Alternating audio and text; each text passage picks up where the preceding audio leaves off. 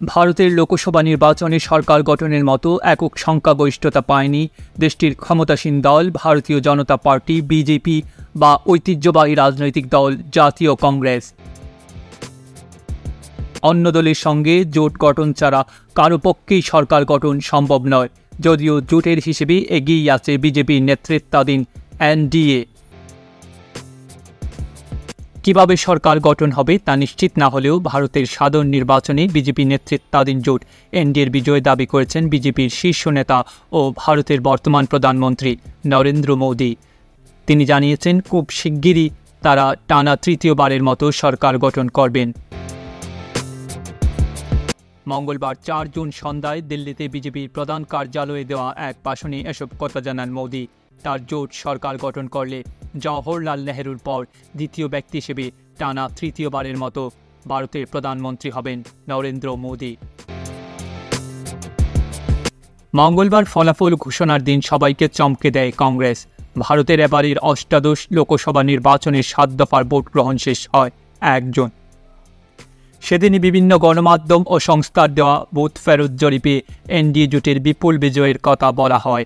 কোনো কোনো জরিপে ৪০০-এর কাছাকাছি পৌঁছে দেওয়া হয় বিজেপির নেতৃত্বাধীন এনডিএ জোটকে। কিন্তু বুথ ফেরত জরিপের ফলাফলকে কার্যত ভুল প্রমাণ করে কংগ্রেসের নেতৃত্বাধীন জোটের সাফল্য বিস্ময়কর হিসেবে বিবেচিত হচ্ছে। যদিও শুরু থেকেই কংগ্রেস নেতারা বুথ ফেরত জরিপের ফলাফলকে প্রত্যাখ্যান করে আসছিলেন, তারা যে ঠিক ছিলেন এখনকার ফলাফল তাই প্রমাণ করছে।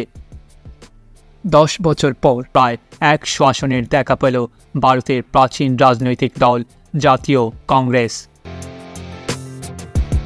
ভারতের লোকসভা নির্বাচনে মোট ৫৪২টি আসনের মধ্যে ২৭২টি আসনের দখল নিতে না পারলে সরকার গঠন করা সম্ভব নয়।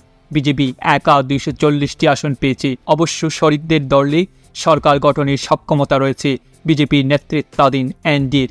কিন্তু কংগ্রেস যদি ভাগিয়ে নেয় এনডিএ থেকে শক্ত দলগুলোকে, তখন বিপাকেই পড়তে হবে বিজেপিকে। নিজস্ব ৯৯ আসন নিয়ে বিজেপির মসনদ কাঁপিয়ে দিয়েছে কংগ্রেস। তারাও হিসেব মেলাচ্ছে, চোখ রাখছে দিল্লির মসনদের দিকে।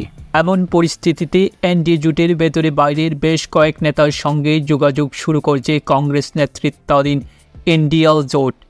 এনডিএ জোটের শরিক অন্ধ্রপ্রদেশের তেলেগু দেশম পার্টির প্রধান চন্দ্রবাবু নাইডু এবং বিহারের জনতা দল ইউনাইটেডের উপপ্রধান নীতিশ কুমারের সঙ্গে যোগাযোগ করছেন কংগ্রেসের শীর্ষ নেতারা।